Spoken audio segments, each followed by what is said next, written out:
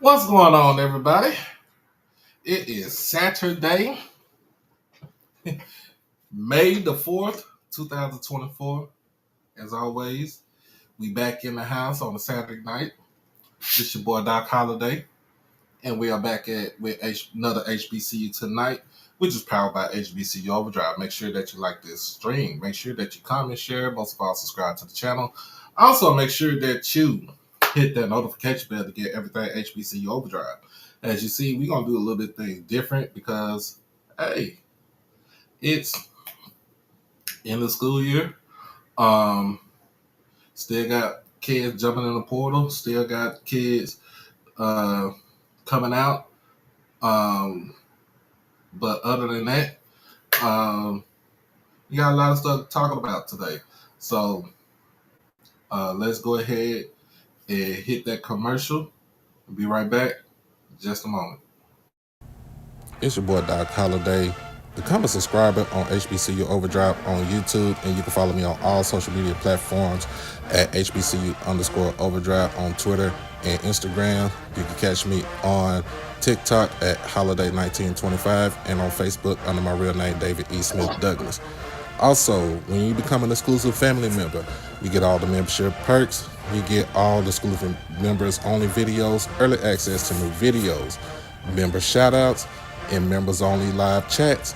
And also, you can get birthday shout-outs on here and win member when you become a subscriber.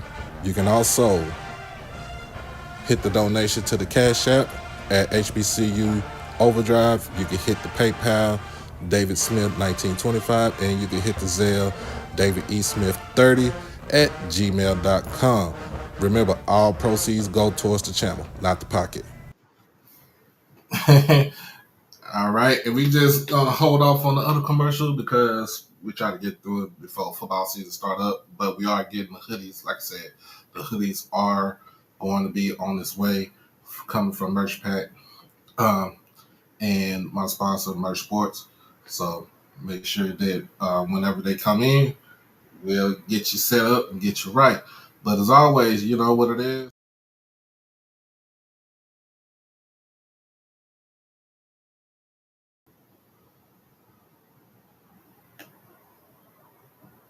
We got the Drive to 205 initiative for Swag Media Day. Make sure that you make sure if you want to hit this donation button, and also just let you know we are halfway to our goal. So we are pretty much over a little bit by $500. So we are halfway, and then once we get to, if you want to keep going on, we can keep going on with everything that we have going on and everything. So like I said, we are halfway to it. I appreciate everybody for donating to help us get up, get me down there. And it's gonna be a fun time, y'all. We're gonna have a funky good time. So if you want to hit up the Cash App, hit up the PayPal, hit up the Zelle, hit up the Super Chat. Um, we got some good things going on right now coming up with Swag Media Day. What's going on with KD? What's happening? So let's get to it, y'all. I'm gonna go ahead and get to it first. First item up on the night right here. Look, we gonna talk about it, and I want to get y'all input. So we got the protest and the counter protest that happened at Ole Miss. I ain't gonna call it Ole Miss, University of Mississippi, but we all know, most people call it Ole Miss because they too lazy to say University of Mississippi. I'm gonna just put it like that, point blank, period. But yeah, I put it out there. So we all saw yesterday. It was on Twitter. It was broadcast all over Black Twitter yesterday that there was a protest for pro-Palestine. With the conflict over there, Israel, Palestine versus Israel. Um, you know, kids are out there, the young adults are out there, they're doing their due diligence and they're protesting. All right. So then we got some counter protesters. And basically, these counter protesters are more on the Caucasoid side. Let me just put it just like that. They are Caucasian. So I don't know if they was out there counter protesting for Palestine, or they were just out there because it's, they just seen something going on out there on the yard, on the campus, and they just decided to bring their happy ass on over there. All right. the the pale color. So the question is, look, man. Before we get to this question right here, there was a young man. Um, there was a young man who decided to up the ante and make monkey noises and jump up and down like a monkey at this young black lady. Somebody said that she was the dean of students, but it was it was uh, misinformed that she's not the dean of student. That I don't know if she worked on campus or she was an actual student on campus. But um, I had to go on my guy's page, uh, Booker G, Booker G Washington. If y'all don't know who he is, uh, you gonna know by now. Um, so my guy Booker is a two-time HBCU grad, uh, undergrad at Alcorn, and his master's at North Carolina Central. He is in New York right now. Um,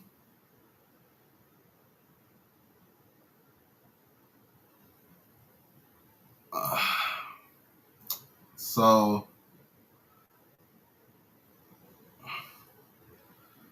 I want to commend my guy for calling out the bull, calling out the bull. Um,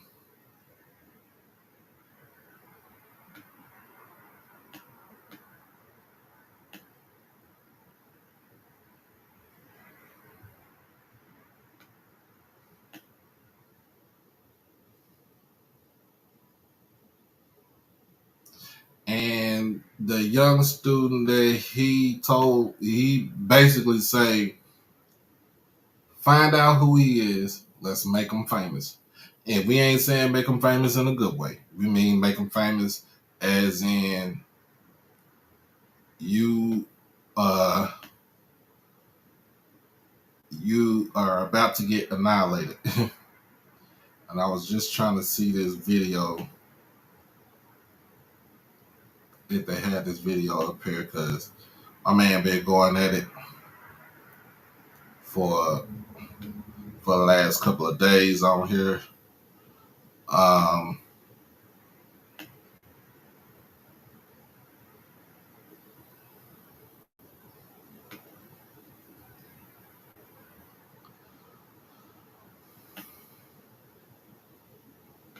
and so it just dawned on me that the counter protesters were pretty much,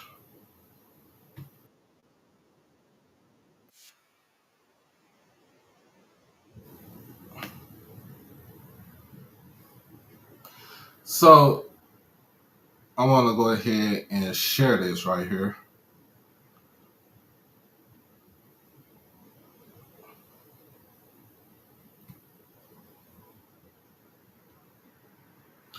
And I know mostly everybody saw this yesterday, so I want everybody to see right now.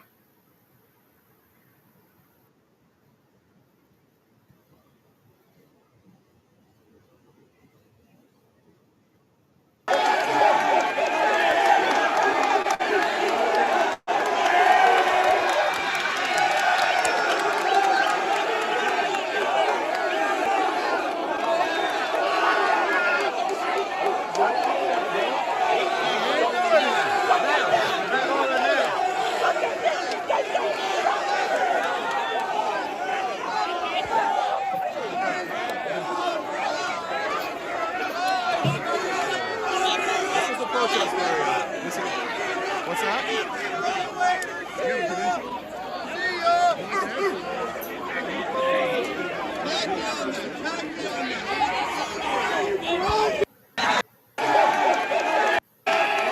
So I had to go back. This guy right here, and we gon' for this young lady right here, I don't know if she's, like I said, I don't know if she's staff or not, but somebody said that she was the dean of students, and then it was told that she wasn't. So, but this young man right here, in the blue, making the monkey noises, acting like a monkey. I don't know where they teach our kids, because I don't teach my kids to do none of that stuff. And if they did, they would have to see me.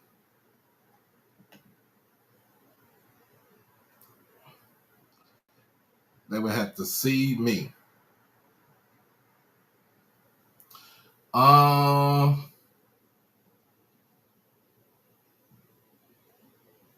But like I said, my boy Booker G, man, he said, look, he want to be on TikTok. He don't want to be on Twitter. Hey man, let's make him Twitter famous. You know how HBCU Twitter does. We gonna make somebody famous. So I'm just trying to scroll through.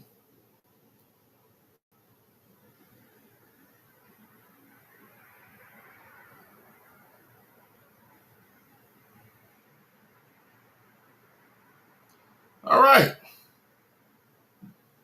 So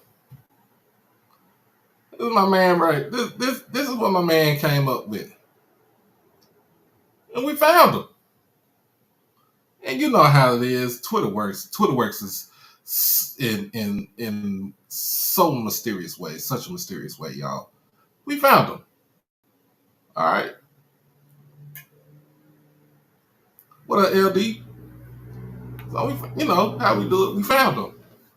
And my man Booker G, like, good morning. I'm up ready to email the old Miss Fraternity and Sorority Life. They know who he is. They know who he is. I think that's what he meant to say. So this young man's name is JP Staples. James JP Staples. He is a real estate and finance major at the University of Mississippi. And he is from the DFW area, which is where I reside.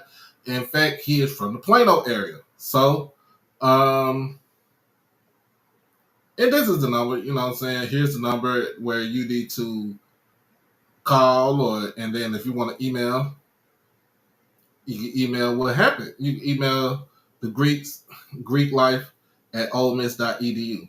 So, like I said, this is a young man, Mr. JP Staples, out of Plano, Texas. All right? Y'all get a good look at him. Okay? You know what I'm saying? Dressed like a preppy frat boy, sunglasses, khaki shorts, and a t-shirt, with some loafers or some Dockers on.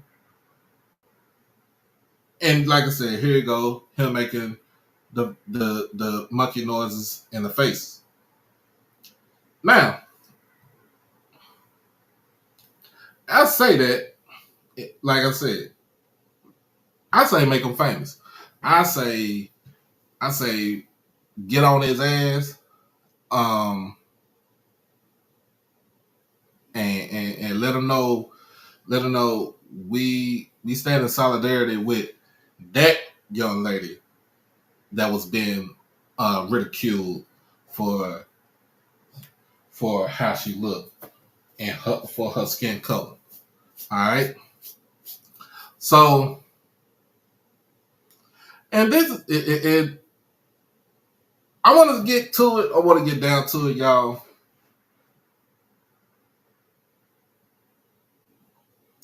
I mean, he deleted social media, but and that's what they all do. It's crazy. If y'all really think about that, that's what they all do. They know when they get caught, we gonna find out who they are, and then once we find out, they want to delete their social media. No, no, come on and take this ass whooping like a man. Cause you had all the time in the world to go out there jumping up and down and acting like a monkey and sound like a monkey.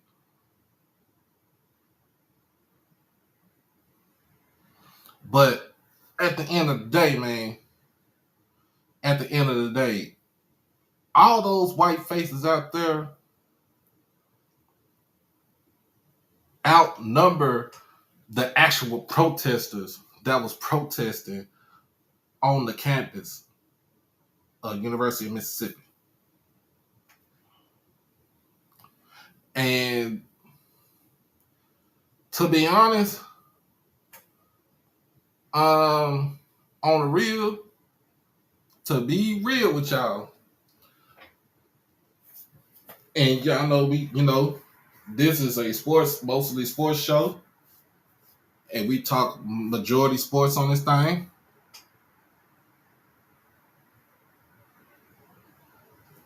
But I wonder how some of the black athletes, especially the ones that are the biggest ambassadors for the campus, that's the football players. And I wonder how they feel. I want to know how they feel about this. On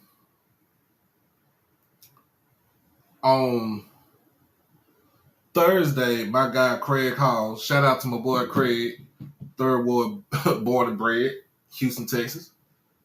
You know, he texted me. He's like, bro, he's like, man, I got something to tell you. So I get over there, I text him back, like, what you got to tell me? He said, man, Zay Hamilton is going to Ole Miss. You know, I'm like, Zay Hamilton. I mean, you mean the same Zay Hamilton that played over at Texas Southern? That went across the street, jumped in the transfer portal, went across the street, played for the University of Houston for one season. Now he want to go to the SEC to prove his worth. I'm like, that's a very calculated move. I mean, very calculated move. And I kind of understand why he did it.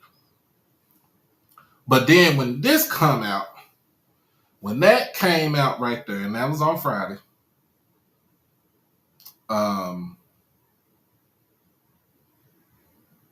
I'm just thinking, and I'm just scratching my head like,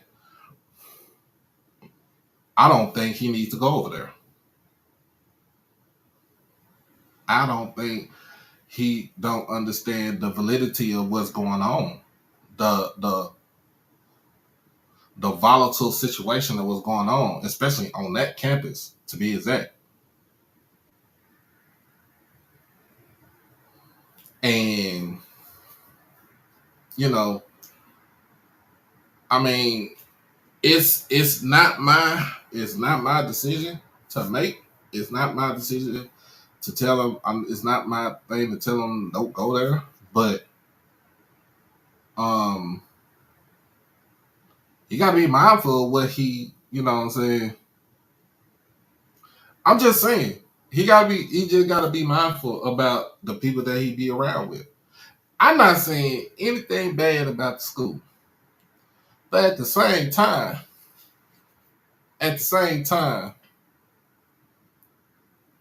University of Mississippi has a history of inequality. It also has a history of racism, has a history of not being inclusive.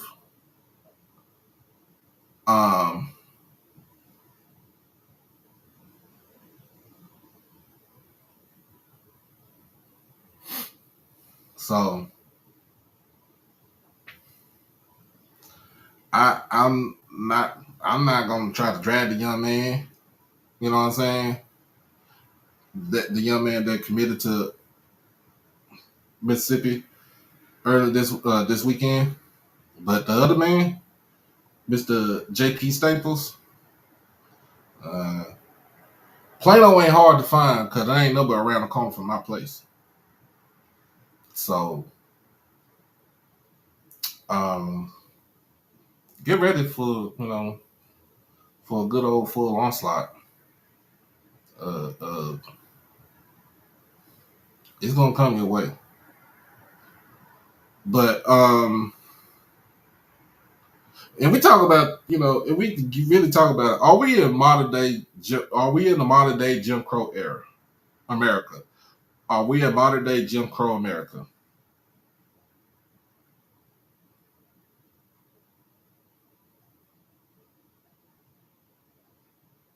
I say yeah, we are. We are in the modern era of Jim Crow America.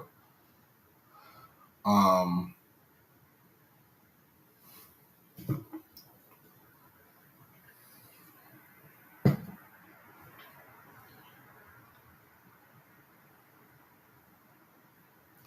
just look at it, and you don't really kind of see as much on the West Coast and in the Midwest and in the New England area, but you see a lot of it is going to be in the South.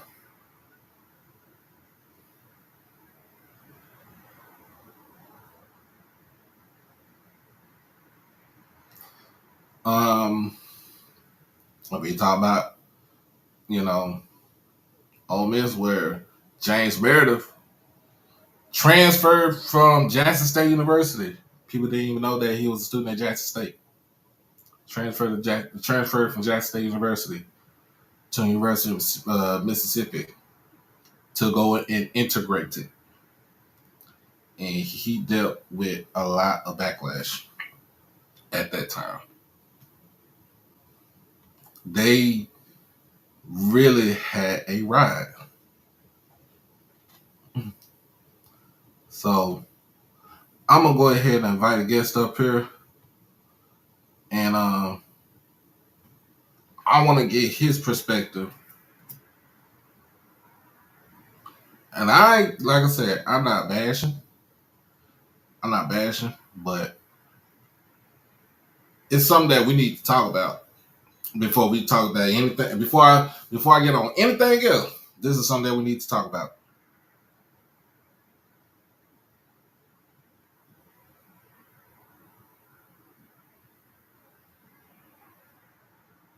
Oh wow! And we already know the West Coast has a big old history of blatant racism. So,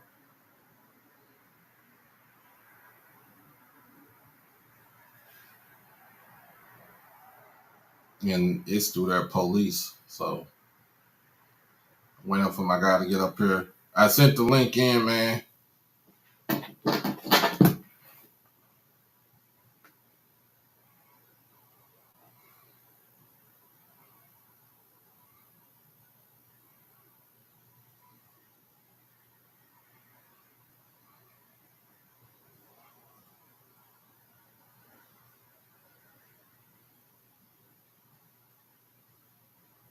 All right.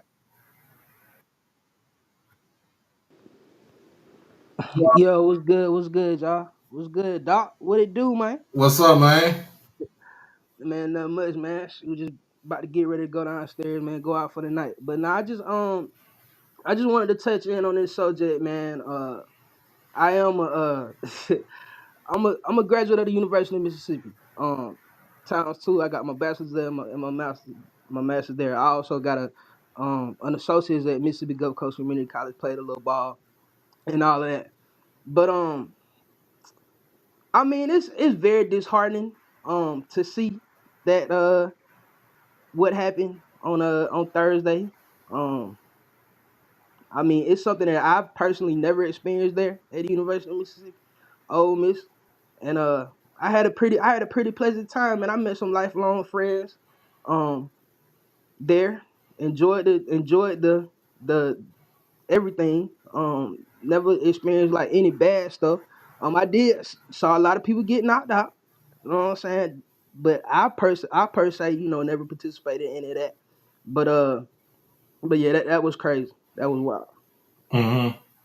Yeah. And man, what you think about the kid that was filming? You know, they caught on film doing, making the monkey noises and the sounds and stuff like that. Like, cause just looking at that video alone, bro, it just tells me like Nah, they was ready. it wasn't. I don't even think them folks was ready. I really think they didn't really even care. You know what I'm saying? To be honest with you, they just wanted to get some stuff out. They just wanted to get that shit out, man. If I can, you know what I'm saying? Cause but nah, man, it's a serious matter when anybody mocks a person of color. You know what I'm saying? With monkey noises, that's ridiculous. But at the same time, man, I'm gonna tell you, it's a bit of a non-issue to us blacks that black folks that went to Ole Miss, and I'm gonna tell you why. All right, folks saying that she was that she wasn't that she isn't a student at Ole Miss. Okay, whatever. We know that it was 12 post protesters out there. If you watch another video, I know exactly where they are on campus. All right, it's a little hill, it's a little slope. They in front of the library, on the back side of the library. It's a little slope. You know what I'm saying? On that hill.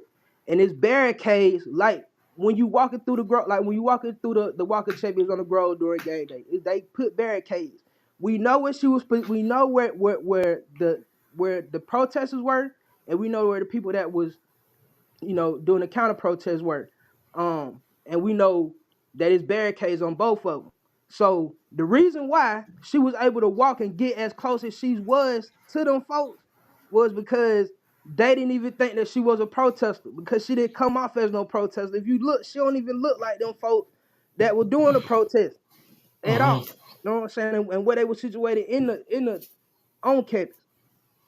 Not trying to make an excuse, because there's no excuse for being called monkey. I mean, for somebody mocking you and calling you a monkey or whatever. That's ridiculous. But it's a reason why folks keep going to Ole Miss, man. It's a reason why folks keep coming to Oxford, Lafayette County, Mississippi. It's a reason why. All right, and it's because whatever I understand what the narrative is, or what I'm saying, Ole Miss has done in the past and all that. But to be honest with you, it's really not like that. If you really think that people are going around and short khakis and dirty New Balances, calling folks nigga all day and being disrespectful to them, you out your mind, man. Cause it's about 7,000 black folk that go to that school for a fact. And I know none of them ain't talking. I know none of them ain't with none of that. And to be honest with you, the dude, like you said, he was from Plano, Texas. 50% of Texas, the University of Mississippi, come from Texas. If you really want to know, you know what I'm Hmm. saying. And it really ain't even no 50% from the state of Mississippi. Nah, it ain't. It probably ain't even that for real. Majority of them kids coming from Texas. Are they coming from up that East Coast? You know what I'm saying? It really don't be the kids from the South like that. And yes, people want to say, okay, Ole Miss isn't inclusive. Nah, that ain't it either. Cause it is. I ain't trying to take up for them because I went there, whatever. You know what I'm saying? I'm just telling you what it is. Yes, yeah, man. Like some spaces you just not finna be because you black. But as far as school, for one, academia as a whole, you know what I'm saying? And then the social life, yeah, we do as we please, and we go wherever we want to go, and we turn up with them at the same places they turn up, and we at their parties because all their parties gonna have the rappers at them. You know what I'm Hmm. saying? Every Thursday and Friday night, it looked like a homecoming on the SEC weekend, on the any game weekend. So yeah, that's why black kids keep going up. And the money that they giving out, yeah. If you from the state of Mississippi, yeah, you might want to look, you might want to check into that if you need some coins. As far as education goes. Yeah, man. It's lit. DJ T Lewis DJ at our parties too, Jackson State. All the time. You know what I'm saying? Let's keep it above. You know what I'm saying? Yeah, we have our struggles and stuff, but we handle them too as a student body. Now I ain't talking about just the BSU. I'm talking about the whole student body, man. and the university put out a statement yesterday about that. So I mean, like, yeah, man, people they have taken the necessary steps that I feel as a black man. I can say this as a graduate. I don't care about, you know what I'm saying, being ridiculed out. Somebody coming at me, I'm just gonna give you my honest opinion. You know what I'm saying? Them folks done took the step to do that. To kind of, you can never clear your name. History is history. You know what I'm saying? But they done the necessary steps to try to remedy that and do better in the future. But yeah, man, it's messed up, man. It's messed up. But nah, folks still gonna go there. Black athletes still gonna go there. You gonna get the bag, and it ain't what you think it is. It plenty of women, not just white girls. You know what I'm saying? So when you say that, oh well, they going to these schools like, oh, Miss, because of the bag. Yeah, that's about 80% of it probably. You know what I'm saying? Then you got the school, but the social life is kind of dope too. You know what I'm saying? And it's a whole lot of white folks, you know what I'm saying, and some black people that folks got a little money. You know what I'm saying? They can get you wherever you want to go on the weekend if you don't feel like being in Oxford. You know what I'm saying? So think about that. And you only and you, to be honest with you, you really don't have no campus life like that for real, because you only stay on there for a year. After that, you just chilling. You know what I'm saying? You in an apartment, you turning up. But yeah, man, we got our struggles for sure. Hold on. Jay White, what's happening? Can you hear me? Yeah, I can hear you now. What's up?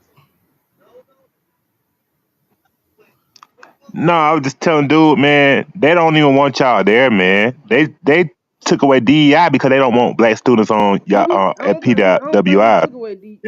I don't think we took away that. I They don't did, know. man. You got to read the room, man. Look at the news, man. I mean, These MAGA supporters, they don't want y'all on their campus. That's why they took away affirmative action first, and then they took away DEI. They don't want y'all on their campus. I don't know about that, man. Okay, you I not don't reading know. the I room, mean, bruh. I can read, I can read whatever I want to read, Hey, but you gotta go there, man. Put your feet down, man. Put your feet down, they man. you Like you say, who? you can talk, you can say whatever you want to say from the background. You know what I'm saying? But if you actually been there and been around there, man, it ain't what you think it is. It And don't matter. It don't matter because you want me to tell you why it don't matter? Cause all them frat dudes that was out there when they was protesting, they all young Trump voters. They don't want y'all on their campus, bruh. all right, I'm just telling you that. And it's gonna but come a listen, time real soon. ain't I want man, to okay, go ahead. all right, true enough. If they don't want us on that campus, don't accept us. Know what I'm saying? Don't They have gonna us in start. there. That's what they do. That's why they took away Cause DEI. it ain't cause That's why they took if away that if DEI. They try to make it hard for if y'all I to not never, come. let me tell you personally, if I never, if I wasn't there, you know what I'm saying, if they didn't want me there, then I feel like, hey man, tell me what's up, treat me some kind of way for you. I'm a buck, That's what but they I ain't never act a doing. buck. I never That's what had they that doing problem. right now. What? Hey, Well, why you the need to look kids at ain't their why the agenda, kids ain't man. saying nothing about it? And I ain't just talking about the athletes. Why the kids ain't saying nothing? I know plenty of of, I don't think kids I'm gonna be that honest are with not you that are not because Dude, I know school ended.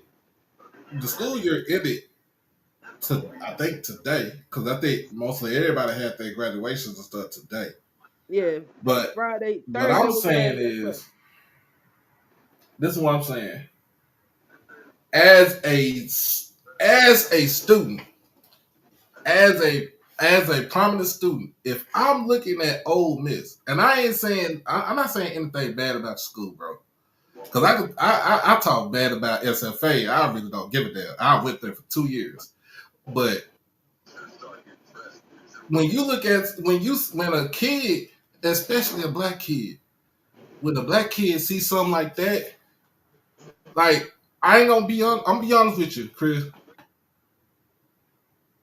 They gonna look at that and they be like, man, I don't even think I want to go there, Cause cause because perception is always gonna be the reality of everything. right, You get what I'm saying? Perception right. is the reality of everything. When they seen that on video and it's on Twitter, trust and believe. remember, everything you put on the internet is on that bitch forever. And what I'm saying is the perception is always going to be reality. And when they seen it, that is what they perceive of what happened at University of Mississippi.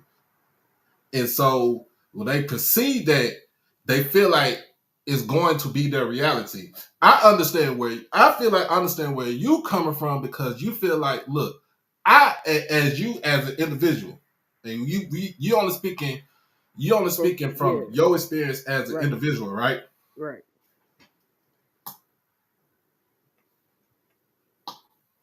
Um, you only speaking as from your perspective as an individual, right? Right. Uh, hold on. I gotta see what my like. Kids ain't gonna see that.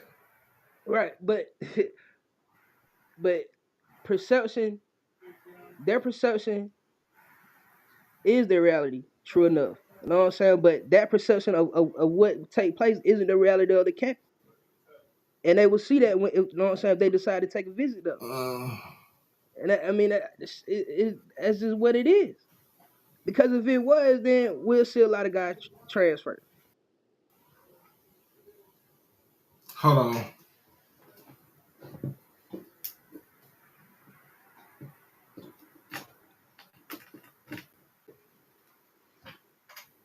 Can you hear me? Yeah, I can hear you. Okay, it was something up with my thing. But what I was saying is, I don't know if you heard me though. But what I was saying is, the perception is reality. So when the kids see that, a black kids see what they seen on the internet, on Twitter, from this past week at University of Mississippi, and they have aspirations of going to, you know what I'm saying, University of Mississippi, they see it and they just like, they get some kids get turned off. Some kids just don't even care. They be like, look, I'd rather just go there just because I know that it you know, like the party was lit and stuff like that. You know, most kids that get ready to go to come to college, they come. Some of them, like 60%, come for the wrong things, Right. and then your other 40% come for the actual education part of it. But what I'm saying is, as far as what you went through, like what you experienced, you only see it from your eyes. That's what I'm saying. You only see Right.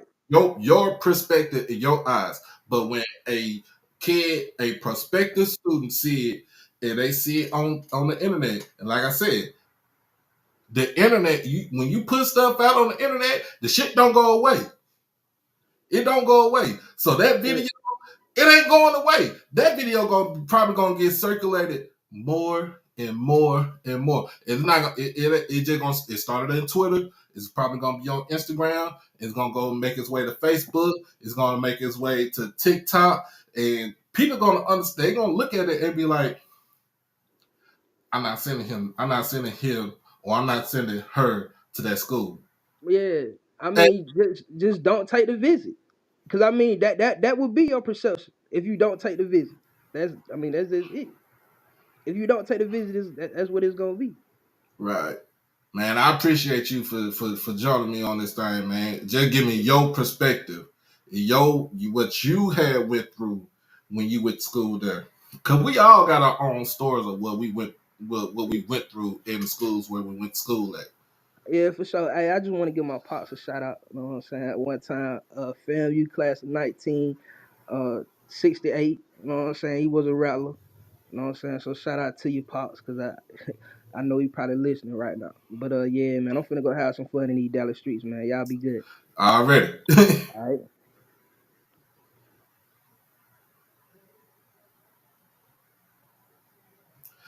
Man, so look,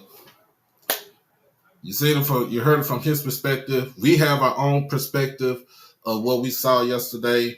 Um, You know what I'm saying? It is what it is. Like if my child says she wanted to go there and she saw that, she gonna be like, I'm not sending you there. if I saw that, I'm not sending you there. Can't. I can't. But other than that, will it be nice? Be nice. Other than that, let's hit this commercial. It will be right back. It's your boy Doc Holiday. Become a subscriber on HBCU Overdrive on YouTube, and you can follow me on all social media platforms at HBCU_Overdrive on Twitter and Instagram. You can catch me on TikTok at Holiday1925 and on Facebook under my real name, David E. Smith Douglas. Also, when you become an exclusive family member, you get all the membership perks. You get all the exclusive members only videos, early access to new videos, member shoutouts, and members only live chats. And also, you can get birthday shoutouts on here and win member when you become a subscriber. You can also hit the donation to the Cash App at HBCU Overdrive. You can hit the PayPal, David Smith 1925, and you can hit the Zelle, David E. Smith 30 at gmail.com. Remember, all proceeds go towards the channel, not the pocket. What's going on, everybody? We got, oh man, let's see who he got in the house. We got Uncle Sid in the house. He done made his way up in there.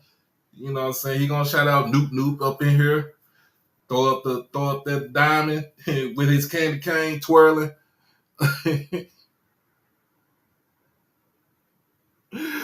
Oh man, but man, let's get back to it, y'all. So Caitlin Clark made her WNBA debut yesterday.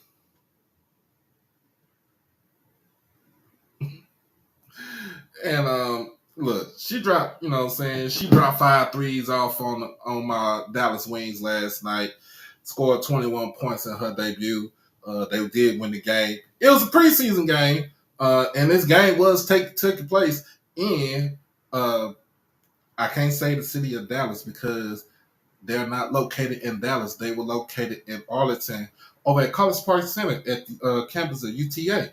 But anyway though, the only thing I didn't like about this was, first of all, instead of having Angel Reese and Camila Cardoso to look at their preview, their preseason game, we go with Caitlin Clark. I mean, because I'm looking at this from the WNBA's perspective, and there's that word again, perspective. And they're trying to push. They are trying to market. They are trying to jam this girl down our visual throats to say she is going to be the face of the WNBA. But not too long ago, didn't they say the face of the WNBA was Sabrina Ionescu, who plays for the New York Liberty, right? They pushed Sabrina. They even had a 3-point contest during the All-Star break with Sabrina and Steph Curry. And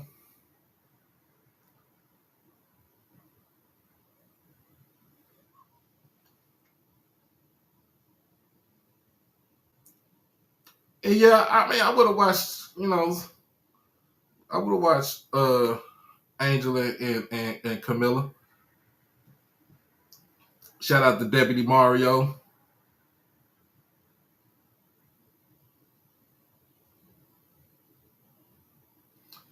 So let me get back. We're gonna talk about that. So you said, plus if they saw violence on campus, would you still send your kid to school? Perspective? No. Nah. I wouldn't do it. I wouldn't do it. I wouldn't do it. But it was like, to me, yesterday, you was trying to jam this down our collect. You trying to jam this down America's throats. Not saying that she's not a bad person, per se, because I don't know her personally. I mean, I just watch her hoop, and she can hoop. I can't take nothing away from the girl. She can hoop. She can go out there and hoop. She looked like she can hoop. You know what I'm saying? But guess what? This ain't the NCAA. This ain't the Big Ten. This ain't Iowa. This ain't March Madness. This is the WNBA. You are playing with pros. You are playing with pros. And then, to me, I feel like they should have you market the Chicago Sky, because you got Angel Reese and Cardoso over there. And then today, I think tonight, the Las Vegas Aces are playing their first preseason game tonight.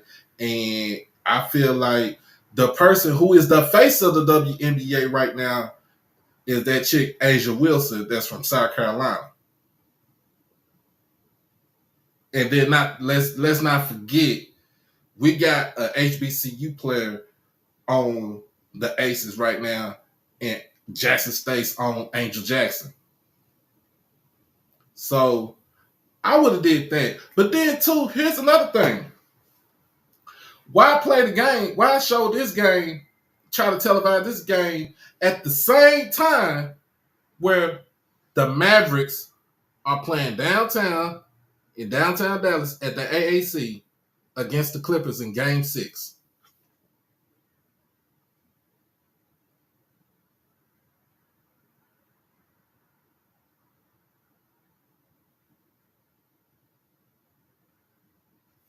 And yeah, to me, that you right, Whitley. She wants to hoop. That's it. That's all. She ain't worried about no cameras or nothing like that. I mean, she got a State Farm commercial here and there, but she was doing that when she was in college. But she just want to go out there and hoop. Just like Sabrina want to go out there and hoop. Just like Taurasi want to go out there and hoop. You know what I'm saying? Even like with Asia Wilson, she just want to go out there and hoop.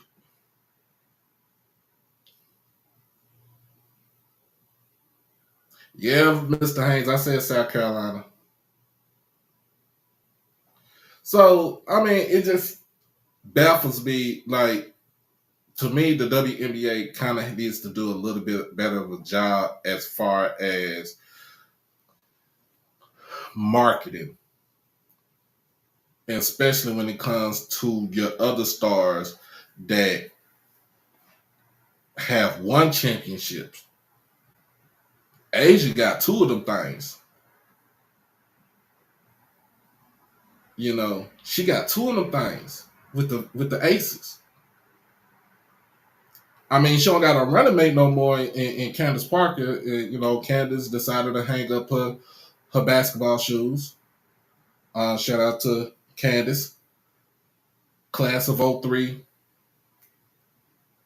Y'all know she went to Tennessee, came onto the scene, played for a couple of different teams, went overseas, made her money, came back, played for her hometown team, Chicago Sky last season, played for the Aces, the Sparks,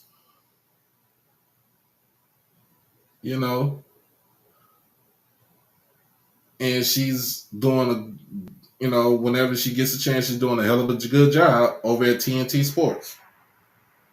So,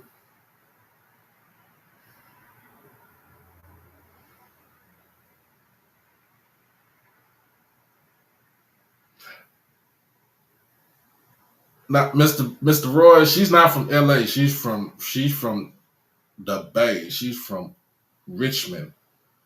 She's from the Bay Area. Two totally different scenes out there.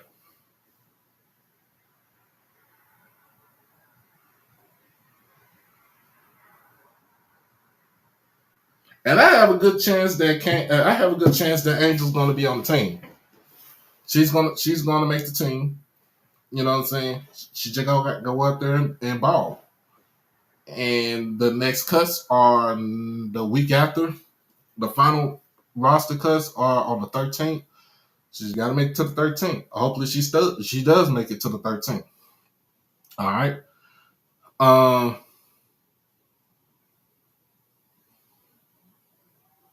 What's up, Mr. Edwin? And let's get into it while we're still on basketball, man. Look, we got the NBA playoffs update. Look, if you a Clippers fan, if you are a Clippers fan, I feel sorry for you. I'm sorry. I'm so sorry. But y'all can't catch a break. So my man Kyrie went out there and balled his ass off last night. Luka had his smooth 32. Had a smooth 30 piece, all flats. Kyrie out there whipping it up. Again, I think he had 27 last night. Lemon pepper wings with a dab of ranch on the side. Look, the Clippers pretty much got a damn near a souped up team, but they can't stay healthy. Kawhi Leonard can't stay healthy. He can't stay healthy to save his life. He has a bad knee. James Harden is on his seventh team. Russell Westbrook is coming off the bench, and I think Russ had his best season so far coming off the bench. And then Paul George. I'm sorry to say this, but the Paul George experiment in LA is a failure. And I know he's from LA, he's from Palmdale, but it's a failure, y'all. This Clippers team is a failure. And guess what? Now, you don't even have to be in the what they call it, the crypto.com arena. Your mama name is Staples. I'm gonna call it Staples. All right.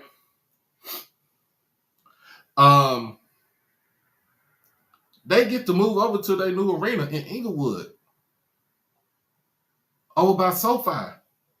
So they gone fishing again, and this time with a different coach. Can't blame Doc Rivers for this. Tyronn Lue is the head coach of the Clippers now. And what I saw in the game last night was they missed Kawhi. If Kawhi was healthy, this game probably go to a game 7. The series go to a game 7, and then they battle out in the game 7. Then also in the Cavs and Magic series, Donovan Mitchell had a 50 piece. You know what I'm saying? 50 piece Popeye's chicken, no biscuit.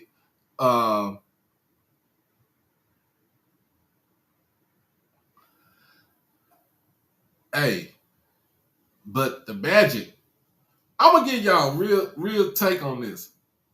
Paolo Banchero for the Magic is that dude. Is that dude. Cole Anthony out there looking damn better than his daddy. And Jalen Suggs is, you know what I'm saying, a one-of-a-kind player. Guess what? They forced game 7. Game 7 is tomorrow, to be exact. We shall see. Then, look, we got every other game going into the semifinals now. So the Wolves, Nuggets, Mavs and Thunder, and the Knicks and the Pacers, they all start their semifinal game. I think either tomorrow or Monday. And Boston is just waiting on for who wins out of the Cavs and the Magic. Now, that Wolves Nuggets game, I'm sorry to say this, but if Jamal Murray is thinking about trying to guard Anthony Edwards, Ant-Man, that man better strap up. That man better strap up. Did y'all see what Ant-Man just did to Phoenix? You see what he did to Phoenix. You see what he told KD. He told him, "You old now, bro. You old. You can't hang with the young boys no more." Now, granted, KD out there, in KD fashion, he out there cooking. Who the hell gonna stop a Negro that's he say he's 6'9", but now, Negro, you is 7 foot tall. With the deadly mid-range jump shot that can get to the bucket at will. Don't get me wrong. He out there cooking. But where was it? Where was everybody else? Where was Devin Booker at? Where was Bradley Beal at? Oh, I forgot where. I know where they was at. They was over at the airport. They was at Sky Harbor trying to get their tickets to go to Cancun because they knew it was over with. And my boy Anthony Edwards went out there and sent them on their way. Sent them on their way to Cancun. That man is a problem. He is a menace. He is the new mid-range king in the game. He's been in the league for 4 years now. He done worked on the jump shot. Every year since he's been in the league, his shooting percentage has went up. Every year. He's getting better 3-point shooting. He gets to the basket at will. And let's not forget, he got pogo sticks. He got pogo sticks in his legs, and he can get up there with the best of them. The best thing about him is he plays defense. He plays weak side defense. He can play help side defense. This kid goes up. He can block shots from the 2-guard perspective.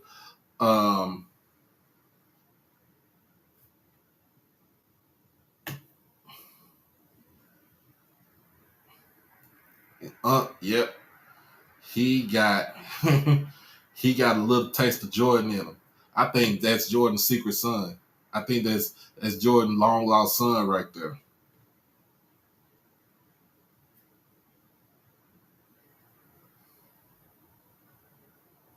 And yeah, I think he will be the face of the league. I want him to be the face of the league. I want him to be the face of the league like now. Because you're talking about a kid that got that street mentality, football mentality, first and foremost, because he did play football in high school. Football mentality. And he from Atlanta. So he got that presence, that aura about himself. And I'm like, man, where did they find this kid at right here?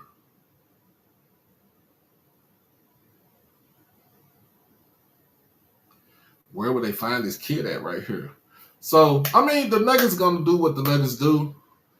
Jokic, Jamal Murray, Michael Porter Jr., and Aaron Gordon. I mean, they're gonna do what they do. My whole thing is to see what Timberwolves would do as far as with Ant-Man, his complementary pieces with Mike Conley, Rudy Gobert, and Karl Anthony Towns.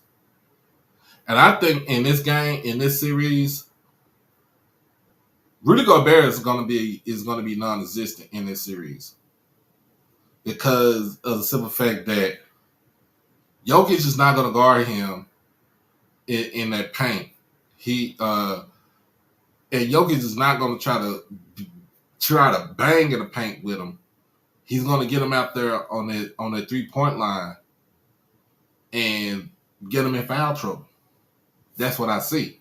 That's the type of game plan you want to put together, because this dude Gobert is like the reigning defensive player of the year. I mean, this round, I'm gonna be honest with you. You'll probably see a limited amount of minutes for Rudy, but you'll see a lot of minutes for Cat to play the 5 spot, because he's more mobile. He's stronger. Both of them are strong, but Cat is more mobile, and actually Cat can shoot the 3. So that's what you'll see in the round with the Nuggets from the Timberwolves perspective. And basically, what can both benches do? A sleeper for me would be Naz Reid for Minnesota, because he plays the 3 spot and he is pretty much he can take you out the dribble, he can post you, but the best thing about it is he can get to the cup, he can get to the basket. So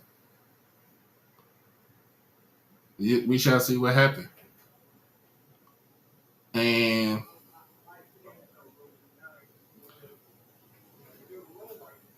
oh my goodness, and my neighbor's outside. But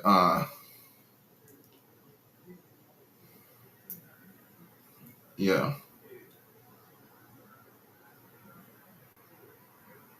Yeah, Ant-Man did just sign a max deal last season, before the season started. Yeah, he did sign a max deal before the season started. So he ain't going nowhere no time soon. HBCU band talk. What's going on, sir? Nice win from y'all Wildcats over them Rattlers in baseball today. Give it up to you.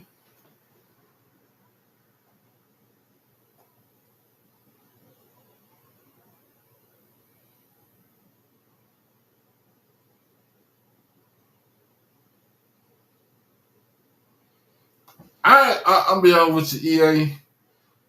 I think he is going to be great. I think he's going to be great. I think he has the work ethic to make himself to be great.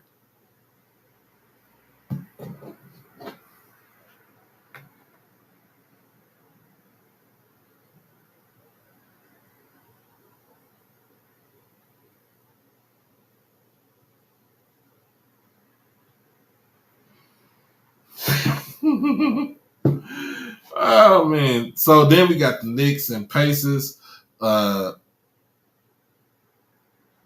Jalen Brunson, the Brunson burner, is out there cooking folks as always. Tyrese Halliburton ain't the same right now for the Pacers, but look for it to be a good series for this time. Don't look at it for being how the series used to be played back in the 90s, rough and rugged. Look for probably scoring at like 125, 130. You know what I'm saying, from both teams. And then the Mavs and the Thunder. You got the Mavs, who are pretty much I wouldn't call us a middle of the pack team, but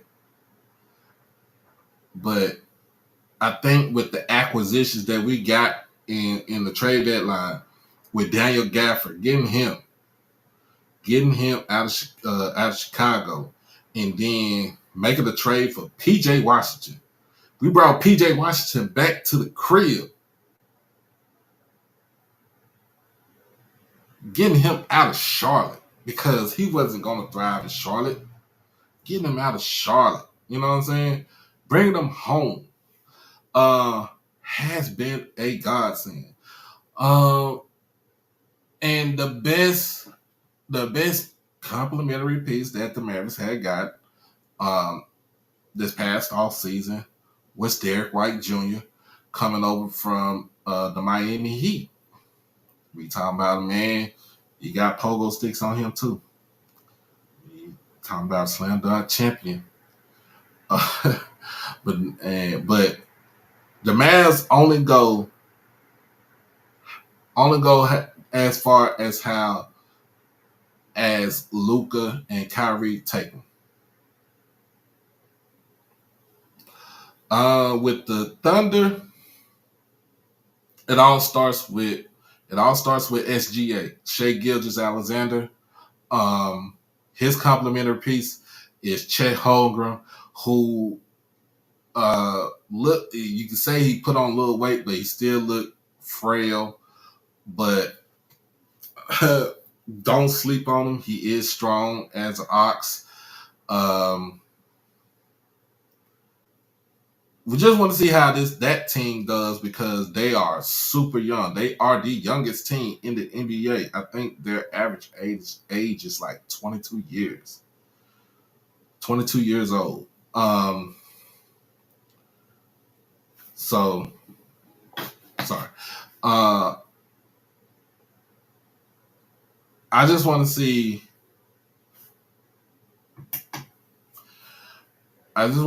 How the youth matches up against some veterans. Maxi Kleber, who he could play the 4, he could play the 5. He took a bad spill last night, but he did play the rest of the game last night. You will see him. I think he is the starter. He comes out. He's the first person to come out the bench. Derek Lively Jr., Derek Lively II. First and foremost, let me give say prayers to him and his family. He did lose his mother the day yesterday, right before the game started. So he played with a heavy heart last night. Give him all the prayers, man. And it's kind of crazy to see, young man lose his parent like that and didn't even know that she played basketball at Penn State. So he had a purpose. He had something to prove. So he went out there and did his thing. So for this series, for the 3 series, I want to give the series between Minnesota and Denver. I want to give the series to Denver, but I feel like Minnesota got a purpose. I think Ant-Man has a purpose to get them to the Western Conference Finals. So I'm going to go Minnesota in 7. The Pacers and the Knicks, I give the Knicks in 6. And then my Mavs and the Thunder, we go 6 games on that too. I give that 6 games to the Mavs.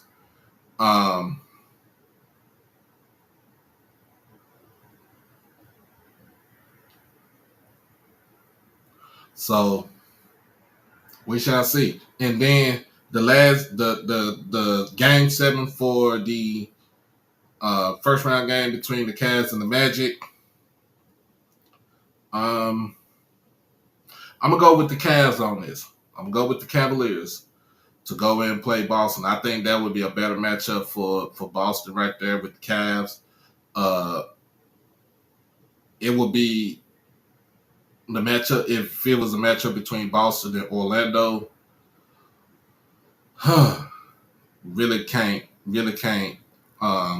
call what Orlando would do, but I just know they got some pieces over there that can really ball out there too.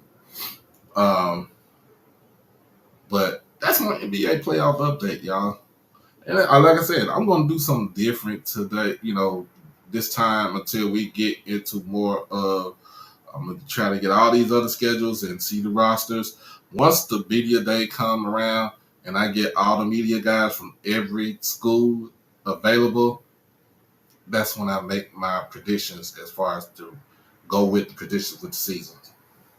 So I will redo my my schedule predictions uh, after media day.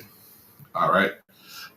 For those who don't know, we are halfway through the initiative for the Drive to 205 initiative. So let's keep the donations coming, y'all. I appreciate everybody. I appreciate everybody for chipping in and putting in on for the donation, y'all. Y'all just don't know how much this means to me. Let's see. I think this is my last one. No, got two more things. All right, let's get into it. So yesterday, the Lakers went out there and they gave the pink slip to Darvin Ham for the Lakers. Y'all see it in the bio. 90 and 74 in 2 seasons, Western Conference Finals appearance in 23. They lost to the Nuggets in 7 games in that series right there. And then that, of course, a couple of days ago, they had their first round exit against the Nuggets 4-1. They also was the in-season champion, and they did win their play-in games. So they came in as the number 7 seed, if I'm not mistaken.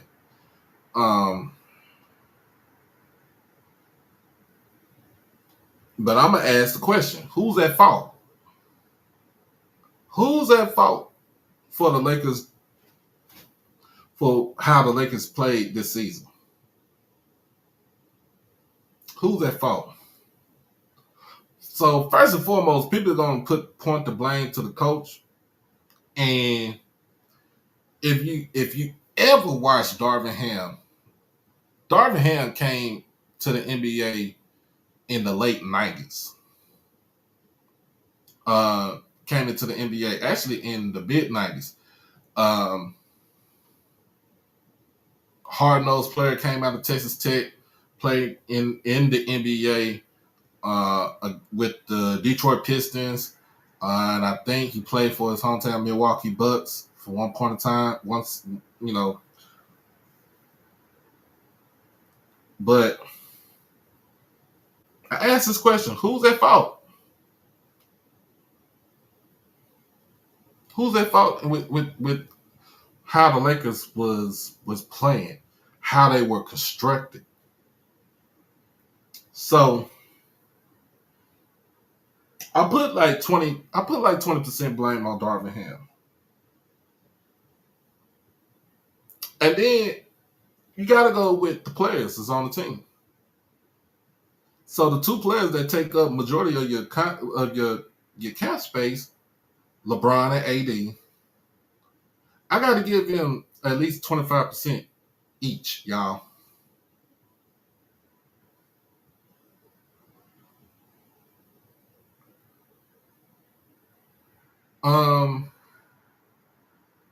And then after that,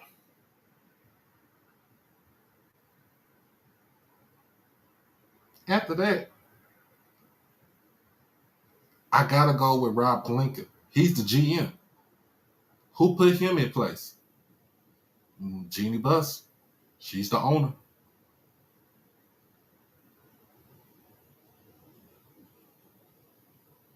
She's the owner.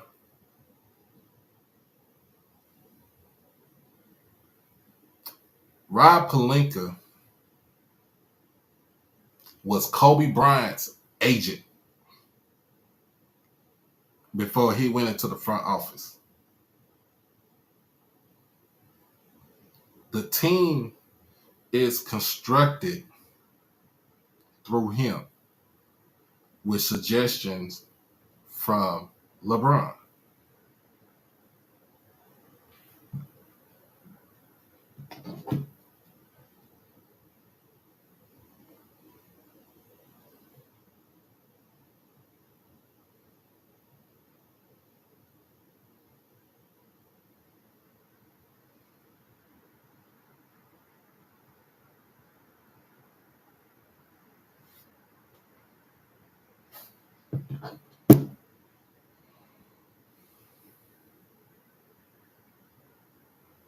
You right, Mr. Haynes. You right. NBA players make more money than the coaches, so the players make the call.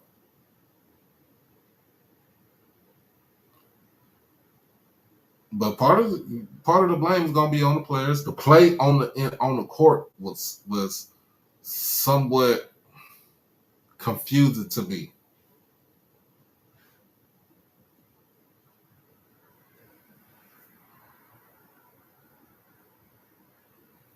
But for two seasons,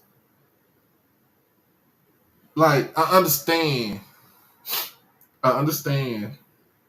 with the playing situation, um, getting the gentleman's sweep by the Nuggets, but you were just in the Western Conference Finals last season, and you mean to tell me that you can't get my man a chance for a third season?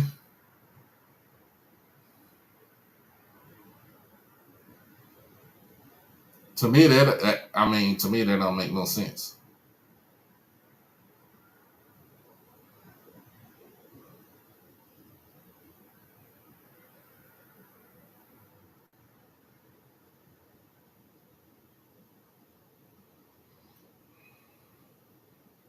That don't make no sense whatsoever. So so the head coach gets the axe, and you got a player option on LeBron. AD is too fragile. D'Lo quit on you. Austin Reeves out there like, I don't know what the hell to do. The whole team was constructed bad. So most of my blame is gonna go on Pelinka and LeBron.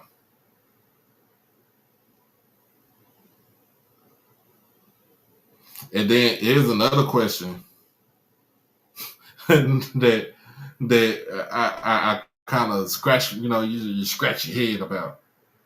Why the hell did you get rid of Frank Vogel in the first place? Frank Vogel led y'all to a championship. Even though it's in the bubble, he led y'all to a championship. Did you not want to play defense? Did you not want to play tough defense? What was it? Well, I mean, to me, what was it? What was it about?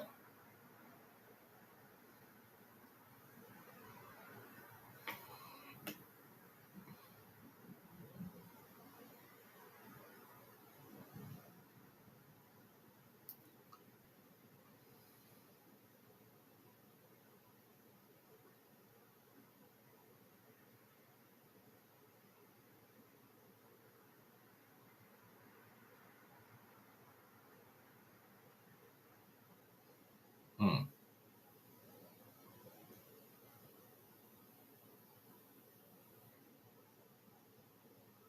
I don't know. It's something that you got to ask yourself. If you're a true Lakers fan, you got to ask yourself that. Shout out to the Texas Southern men's track and field team for winning the SWAT on the men's side, and to Alabama State women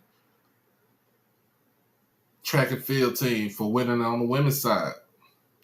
Congratulations to both of those institutions, both of those teams. It's time for you to go to the NCAA. Get ready for the NCAAs, y'all. One more thing on the NBA level. What the hell is wrong with Pat Beverley? What the hell is wrong with what?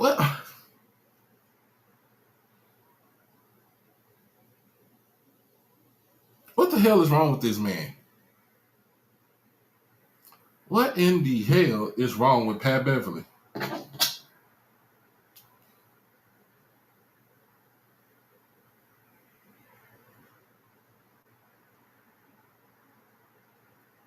So Pat Beverley, dumbass, in the series clinching loss to the Pacers, because guess what? They didn't play without Giannis, and Dame was coming off an injury.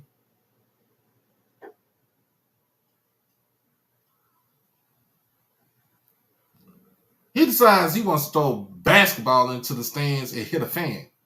They threw it back at him, and he hits another fan. And then once they lost,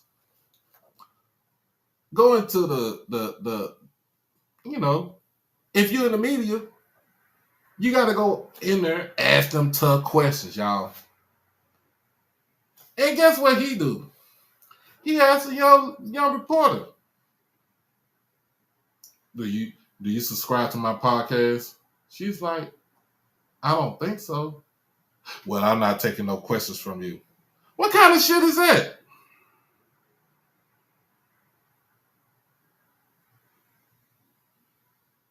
Was the ESPN reporter a black female? I think so, EA. Yeah, I think she was.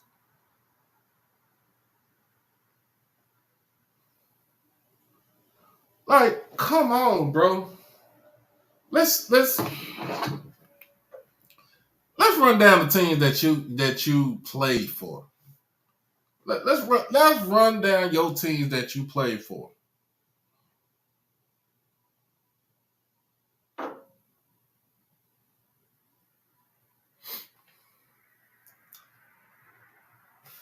All right.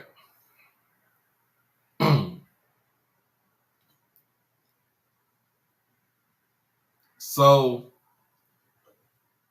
coming from overseas, because you didn't get you you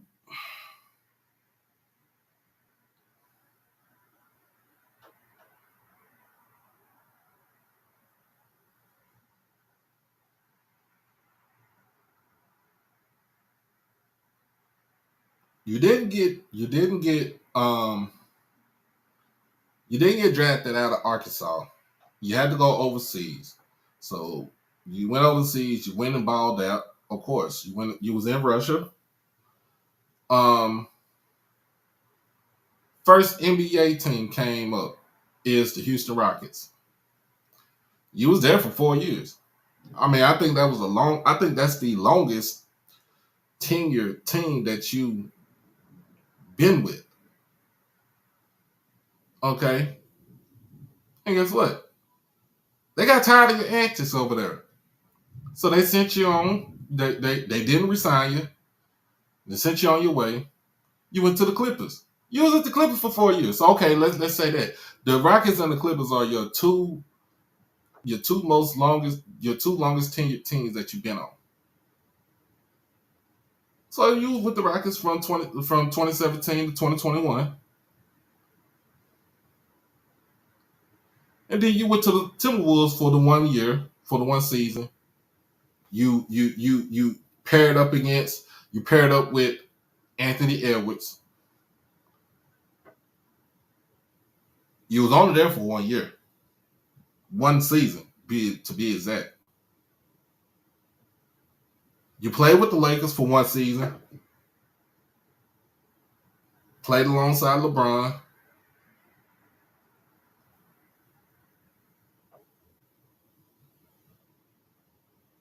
They got tired of your antics there. Then you did the ultimate thing. You went home to Chicago. Played for your hometown team.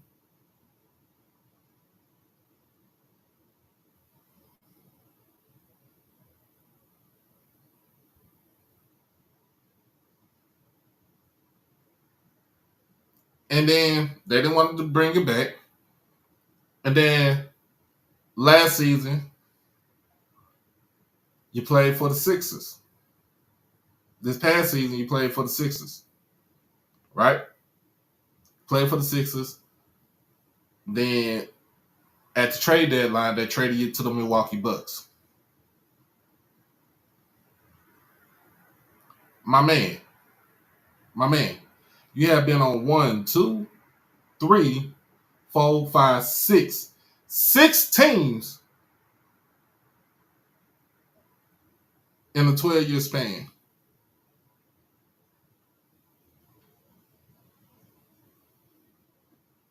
I'm just asking. Just asking. 6 teams in a 12-year span. Like I said, your two longest tenured teams was the Rockets and the Clippers. You did well, but like I said, they got tired of your antics. At the end of the day, people are going to get tired. Organizations are going to get tired of what you say and what you do. That's foolish, and that causes them money. Now, if I'm an owner, I'm a GM, I'm kicking you off the team.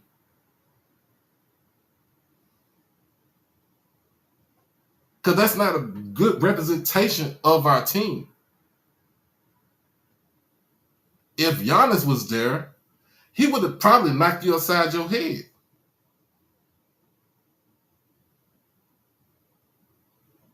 I'm just saying. You got to do better, man. You got to do better. Sometimes, in a sense, I think they need to be screening players for, I ain't going to say CTE, but psychological evaluation. How about that? Because something ain't right in your head. And the last person I know that didn't have all his, that played in the NBA, but he had a successful, but he also had a volatile career, was Ron Artest.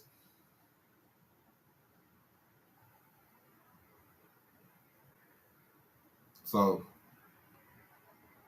Pat Bev, you need to get together. And for the record, your podcast sucks. And I just want to say that with all my heart. All right? Oh, my goodness. Let's get into the HBCU streets right now. So, look, Hampton doing Hampton things. So Hampton decided to fire their head football coach on this past week.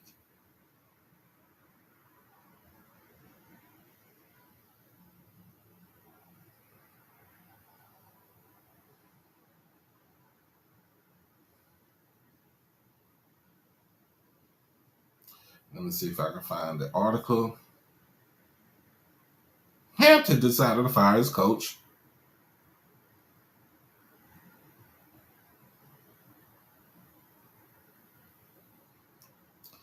This is from a Virginian Pilot. Let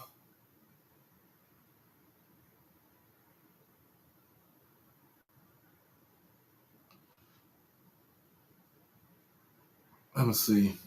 I'm going to find another article because I can't see it.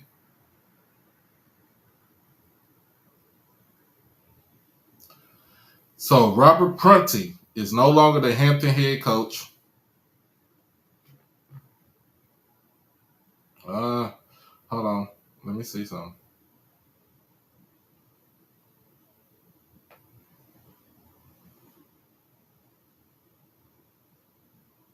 There we go. So on Tuesday morning, Hampton University Director of Athletics Anthony D. Henderson Sr. announced that head football coach Robert Prunty is no longer with the program. Prunty went 26-29 since taking over the head coaching position at Hampton in 2018 and was the program's fourth head coach in 11 years. He made stops at East Carolina, Cincinnati, and Texas Tech before his first head coaching gig at Hampton. The Pirates finished the 2023 season 5-6, closing the season with blowout losses to William and Mary and Elon.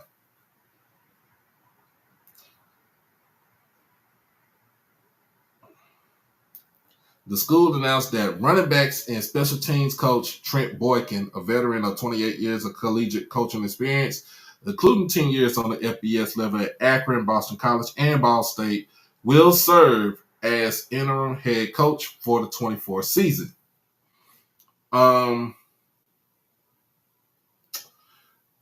That was on May. That was on April the 30th. It's May 4th. Transfer portal closed on April the 30th. And guess what? You fire your coach on April the 30th. So when you fire a coach, guess what? Those kids that played for that coach right there, they about to jump in the portal because Hampton want to do Hampton things.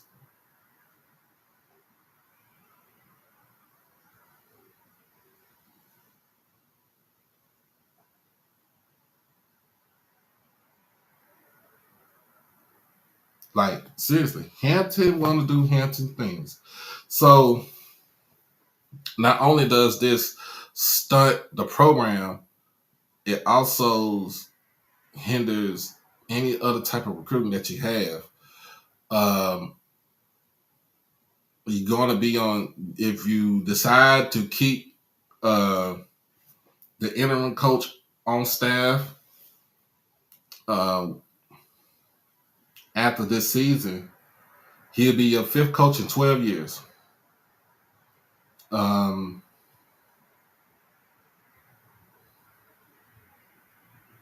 To me, I'm trying to figure out what was the reason.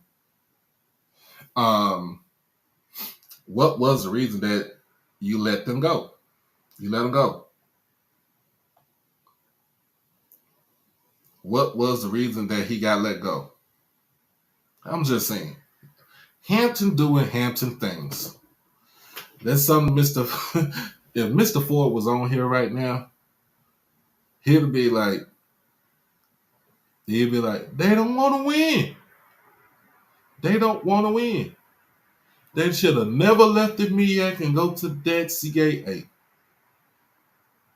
That's what he's gonna say. I know. I know Mr. Ford will say that. But I'm probably gonna have to go back and do. We got to revisit this schedule right here for the CAA because this was a shocker to me. This also is a shocker to me. Lincoln University from Pennsylvania men's basketball coach fired. This is coming from HBCU game day. HBCU coach out after winning first conference title. Lincoln University, the oldest degree granted HBCU, is parting ways with the coach that brought the university its first CIAA tournament title and NCAA Division II tournament appearance. Lowest press conference from, okay. Is press release from the HBCU now saying Jason Armstrong is stepping down from his post. Lincoln University PA Director of Athletics and Recreational Services and Interim Vice President of Advancement, Harry Stinson III, has announced that head men's basketball coach Jason Armstrong has stepped down from his position effective immediately. Well, I don't know if he got fired or he stepped down, but let's just say he got fired. Assistant coach Keyshawn McMahon has been named interim head coach. I want to thank Coach Jason Armstrong for his contributions to the Lincoln University men's basketball program, slated Stinson. Over the past 2 seasons, our men's basketball program has seen unparalleled success. We wish him nothing but the best in his future endeavors. Both Armstrong and McMahon joined the Lincoln University in 2020 under then head coach Corey Lowry. Armstrong was named interim head coach for the 22-23 season and later named head coach for the 23-24 season. In 22-23, during the interim head coaching season for Armstrong, the team amassed a 17-15 record and fell short in the CIAA tournament championship to Winston-Salem State. And this past season, the men's basketball team won the CIAA Northern Division and tournament championship for the first time in school history. Keyshawn McMahon will now serve as interim head coach. McMahon is a 2019 graduate of Sterling College and was a key call for the Warriors. He was ranked nationally in total assists and assists per game in both of his seasons at Sterling. McMahon also played for Corey Lowry at Essex County College, and they helped lead Essex County to a Region 19 championship and NJCAA national tournament berth. McMahon joined the Lincoln University staff in 2020 as a stipend assistant coach managing player personnel. He moved to assistant coach when Armstrong was named interim head coach for the 22-23 season. As we turn the page and continue to build upon the championship culture that has been laid in his program, we are excited for the future at Stinson. We believe with the returning student athletes, the culture of excellence that they have embodied, coupled with the leadership and guidance of Coach McMahon, we have an opportunity to continue to build upon the championship culture and vie for the CIAA and NCAA championships for years to come. The university will soon launch a national search for the next Lincoln University head coach. Now, that's a lot to read right there, but I feel like somebody told me, Little Brother told me, like, hey, it was a mutant that came about. Some of those kids did not like Coach Armstrong, and so he was forced out. They say he was forced out.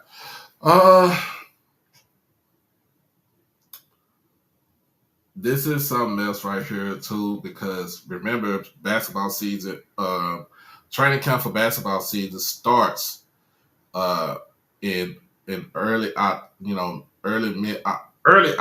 I'm sorry, and then the regular season starts mid to late October. So it's May, and you got 5 months to try to get the kids that you need to get up in there, or try to get the kids that you felt caused the mutant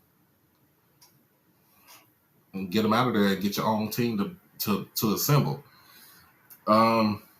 I don't know what to say about this, because getting rid of a coach that gave you your first tournament championship, conference championship, and went to the NCAA Division II tournament, that's kind of crazy. Kind of crazy to hear. But it's one of them things, like, it is what it is, man. You got to deal with it. Got over 130 people in the chat between Twitter and Facebook. Make sure that you like the stream, comment, share, and most of all, subscribe to the channel.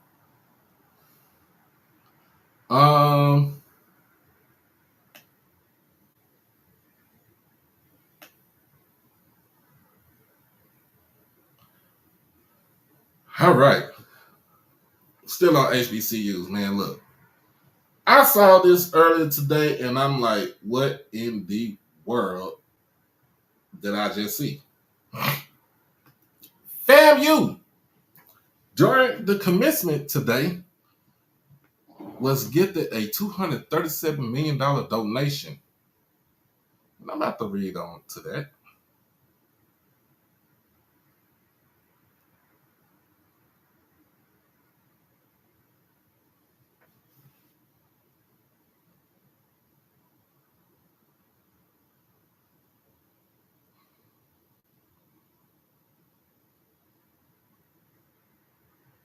All right, and this is coming from the Tallahassee Democrat.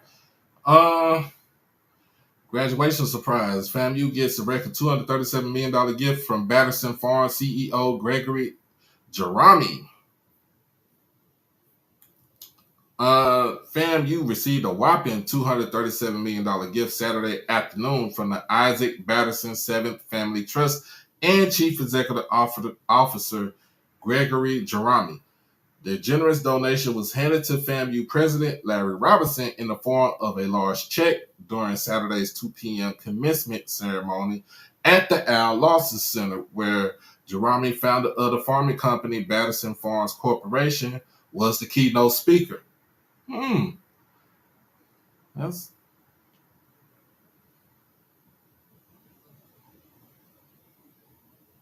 Mr. Haynes, this is for real. This is for real. Discussions about the donation were in the works for the past 6 months. and the grand amount represents the largest single personal donation to FAMU, the HBCU, in its 136-year history. It also is almost double FAMU's existing endowment and appears to be the largest donations in HBCU history. $100 million gift to Spelman College in January dubbed it the largest single donation ever to an HBCU, according to the Atlanta, Georgia-based Women's Liberal Arts Institution. At FAMU, the money will support academic initiatives, student success, and athletics. It adds to the FAMU Foundation's current endowment value of $160 million and will bring it up to nearly $400 million. Damn. Woo. This gift is breathtaking in its generosity and its scope. Robinson said in a prepared statement, it changes the narrative about what is possible for FAMU. I cannot thank Gregory Jerami and the Isaac Batterson Seventh Family Trust enough. Their names are now etched into the annals of Florida A&M University in perpetuity. In fall 23, Jerami reached out to the FAMU Office of University Advancement about the sizable donation, saying the university's mission, direction, and research capabilities in the area of hemp production strongly aligned with the work and goals of his farming company.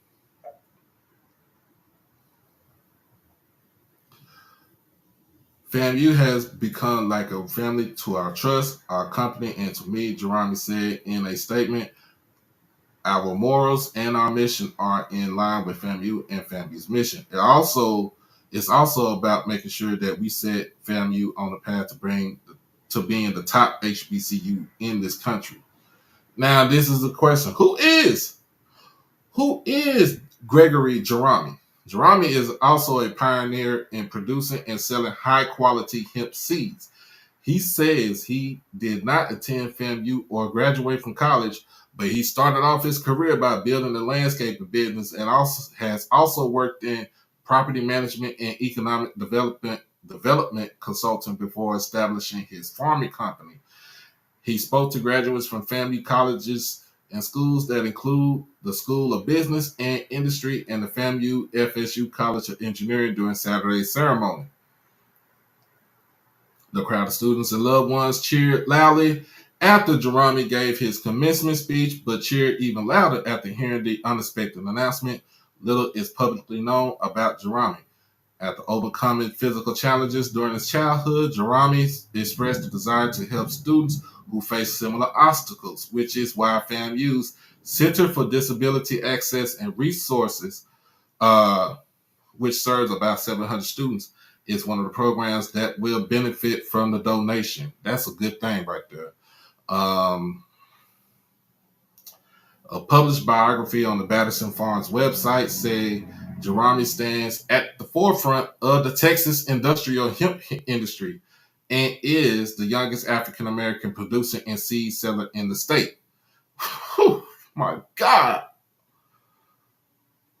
I did not know this brother was from here. The biography said he overcame a diagnosis of cerebral palsy, seizure disorder, and severe ADHD brought on by fetal alcohol syndrome and infant opioid addiction. He entered foster care at 10 days old and was legally adopted into a loving home at age 2.5.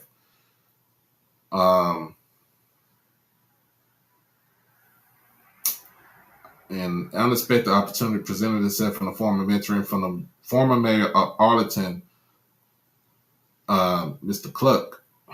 Yeah, I remember him.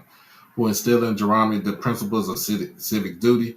The biography states, concurrently, a local banker from Merrill Lynch took Jerami under his wing, teaching him about investing and the importance of financial responsibility.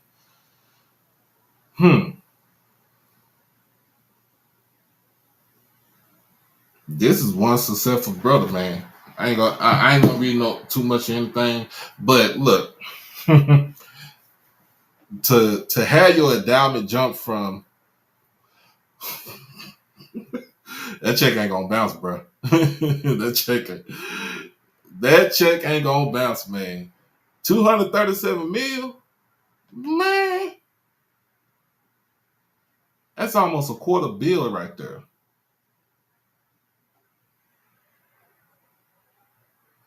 Like, I don't know if it's a one-time donation or just a period of time. They probably do it a period of time, but um, that's like I said, it's going to its endowment. It's gonna some gonna go to the athletics. So we already talked about FAMU's athletic, their budget, it was in the red.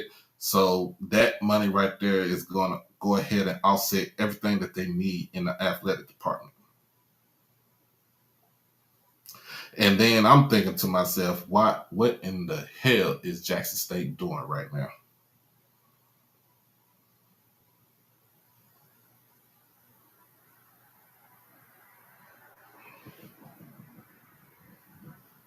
Yeah, that paperwork was signed, man. That paperwork was signed before commencement. Um, but I'm just trying to figure out what in the hell is Jackson State doing over here.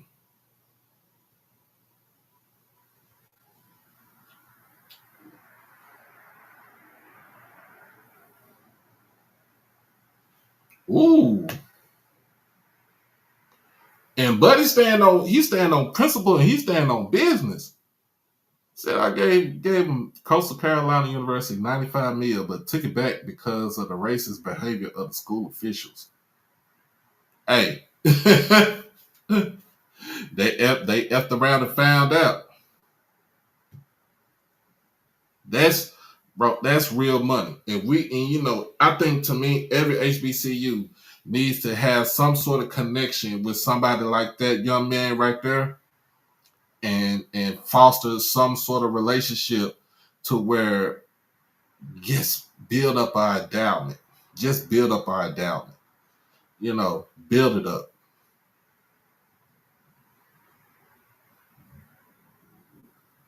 Just build it up. But I that's a blessing right there. For FAMU. And I can't be mad at y'all, bro. I can't be mad at y'all. Get y'all money right there. Get y'all money.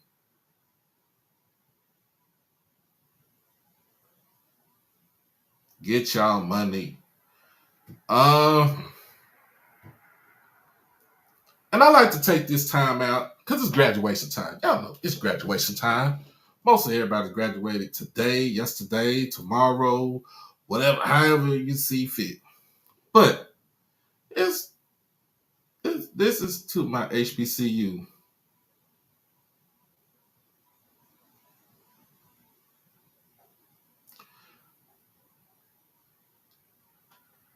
Welcome to the real world. You have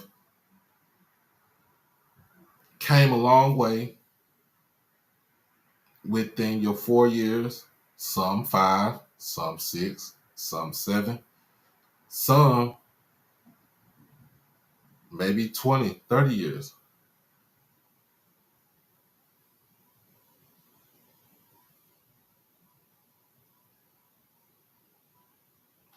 We appreciate the sacrifices that you took to get to this next position in life.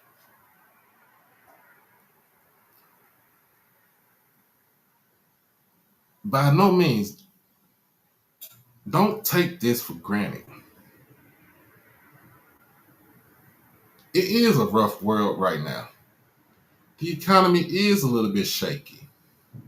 The housing is a little bit shaky. But with young minds that have crossed that stage, that have crossed that path,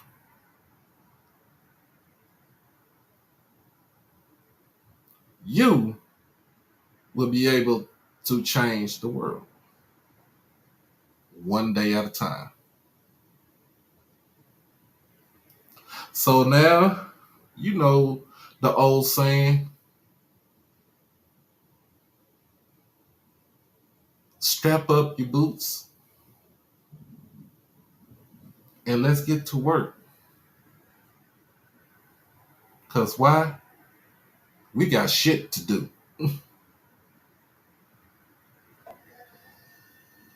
And this is my commencement speech.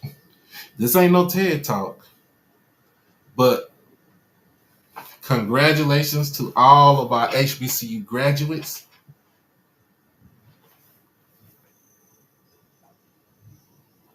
Those are getting a bachelor's, master's, doctorate. Those who are getting pinned for nursing. Those who have been commissioned into the military. We welcome you to the real world.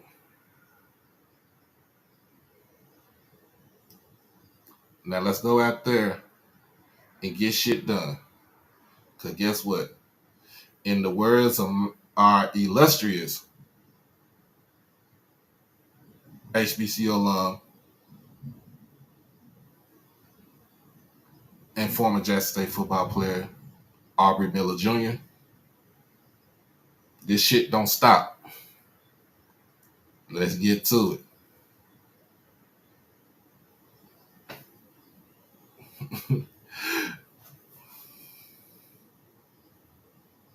But I want to say another thing. I want to say shout out to Tennessee State. Dr. Glenda Glover spoke at the commencement for her last time. Remember, she is on her way out, and she gifted her graduates with a little surprise. Just her graduates, it wasn't just the graduates. Put up under the chair, had $50. $50 to all her graduates. Some people, $50 is pretty much what they have. It's how can you make something out of that? The old saying, how can you make $1 out of 15 cents? Again, it's time to get to work. All right.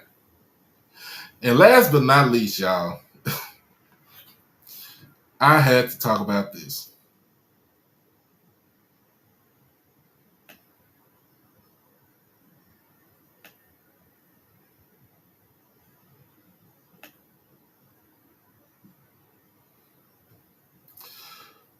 Whew. If y'all don't know what's been going on for the last couple of days, in the last 48 hours,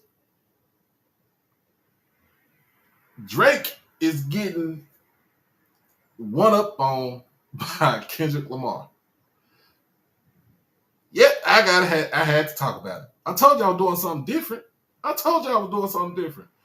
I'm like this. Okay.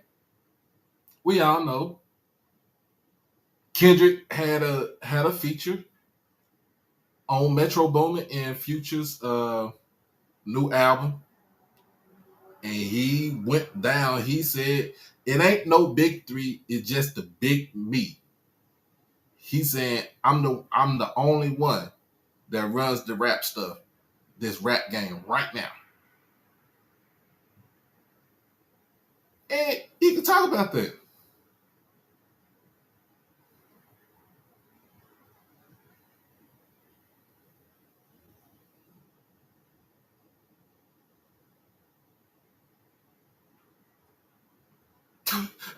Dark skins versus light skins. A Jewish person versus a Hebrew Israelite. Man. And then, of course, Drake, of course, J. Cole had something to say in the 7-minute warning. And that really didn't kind of go nowhere. He took it off a streaming service. And people was like, it didn't hit right. J. Cole is not a bad rapper. He don't do the disses. He wants to enlighten people and everything. It's still my favorite rapper. Jermaine Cole. Yeah, him. But guess what? He decided to apologize to Kendrick. Kendrick didn't really too much say anything. And then after this whole rap beat, we really want to beef. It was just kind of a little back and forth here and there. Rick Ross had something to say. Rick Ross had something to say to Drake.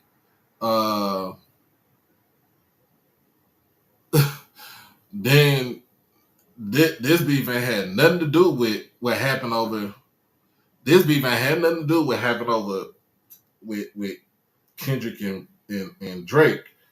But Chris Brown and Quavo, bruh, Quavo, you got destroyed by a singing nigga.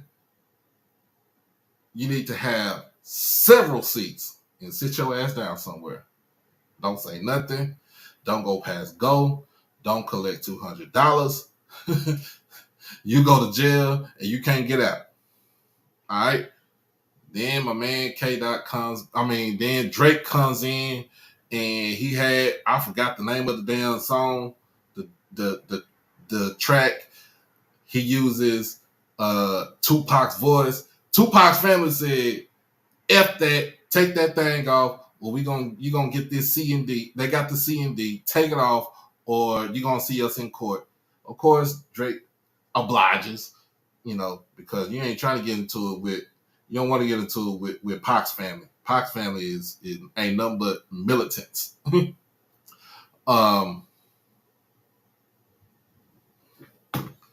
Then K-Dot comes in with the 616 in LA. Then you got it's 616 meant a lot of things. Pac's birthday, the day that the indictment for O.J. Simpson came through.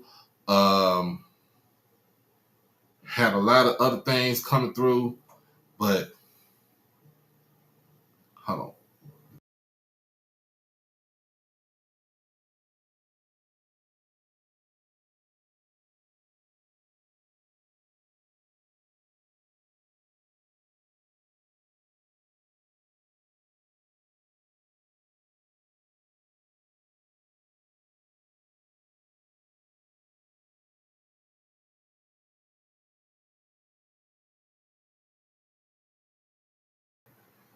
Anyway, let's get to it. Get back to it.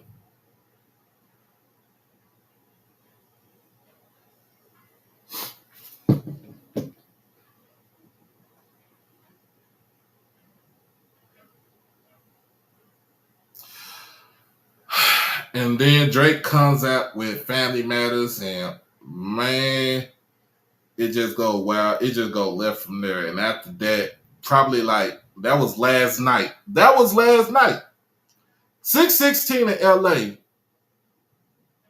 Family Matters from Drake. And then Meet the Grams again from Kendrick. All came in the same day, yesterday.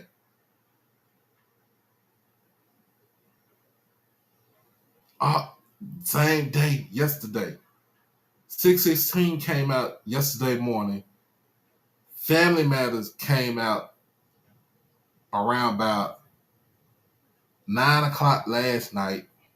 And then Meet the Grams came out directly an hour later after that. And then today, right before I even got on live, went to go and went to go see my stepson. He back home from Jackson. Enjoyed his first semester on the campus of Jackson State. So talked to him for a little bit. Came back. So right when I came back, Blue hit me Blue hit me with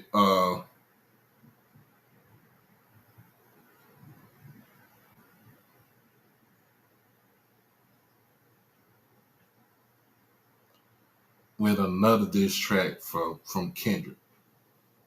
And I'm like, dude, the man is dead. Drake is dead. Leave Drake alone. I'm like, leave this man, let this man be. Like, literally, let this man be. Like, Drake just throwing the towel because this man got diss tracks for days on you. The name of the track is Not Like Us. I'm like, you know what? You got it. You got it.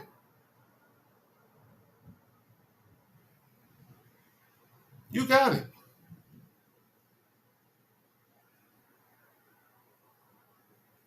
But it's fun to see the essence of hip hop back like this because we haven't seen this in a very long time. Not even since the East Coast West Coast battle on the real. um, we got bad weather coming this way.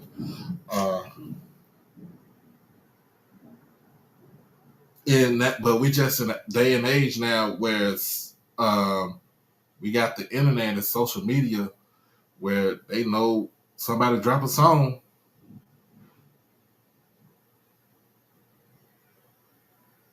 Somebody drop a song and they can go back within an hour, 45 minutes, whatever. Yeah, here come the rain, Jay. Um, but it's the essence of the battle rap, right, y'all, that brings back so many memories. Long as is within competition, pure competition, and pure, um, just pure, um, the artistry and the lyrics come out. That's all that matters to me. The violence, I don't care about the violence. I don't. I lived through that. I saw that with the East Coast, West Coast. Hey, got Sister Timona. What's going on?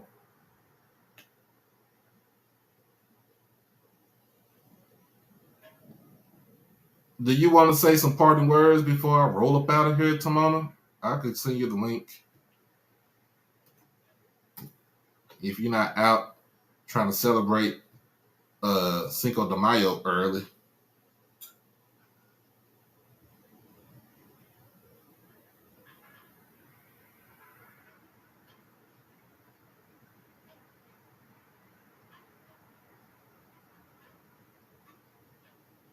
Mm.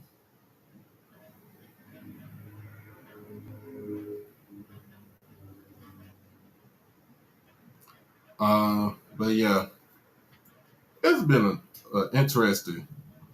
This has been an interesting,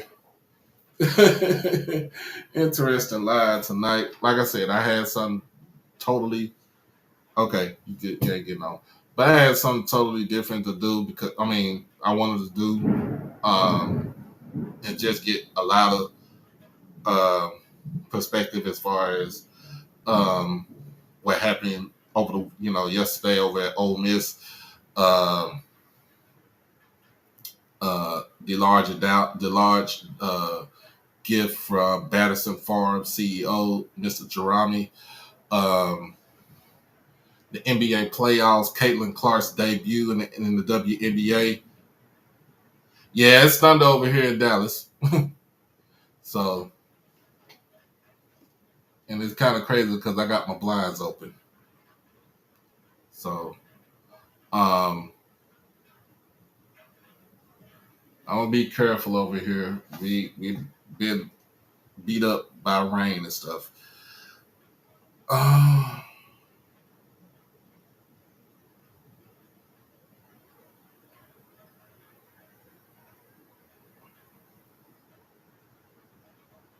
long as it's not any tornadic activity, we should be fine. But it's going to kick back up later in like overnight. So, man,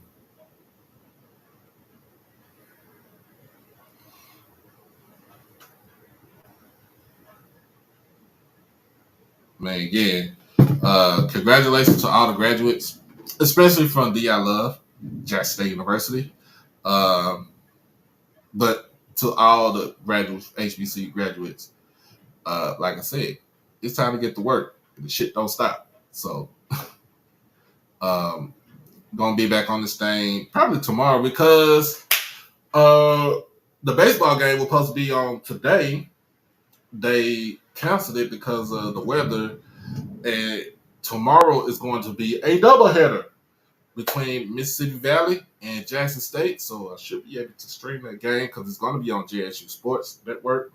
So y'all stay tuned for that. Other than that, I'm your boy Doc Holiday. This has been HBCU Tonight, powered by HBCU Overdrive. Make sure that you like the stream. Make sure that you comment, share, most of all, subscribe to the channel. Hit the notification bell to get everything HBCU Overdrive. Also, go ahead and donate to the Drive to 205 initiative. We are halfway to our goal, and we're going to continue to keep going until till June 17th. And last but not least, if you want to become an exclusive family member of the Overdrive family, all you gotta do is just hit the join button on the outside of the chat for the low price of $4.99.